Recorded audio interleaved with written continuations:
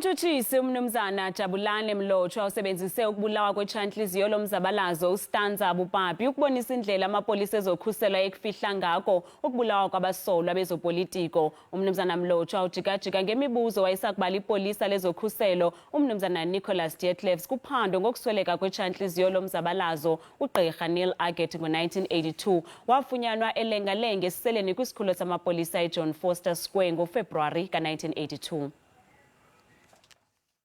Raise die rechterhand en sê so help my God. So help my God. Son in my Lord.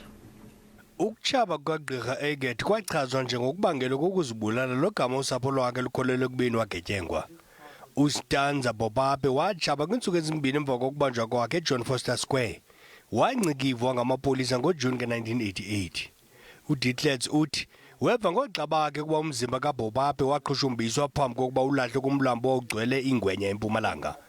Ngelo xesha amakhozi engcinezelo athi uBopape waqhwesha elivalelweni ngethuba esisiwa efunarheni.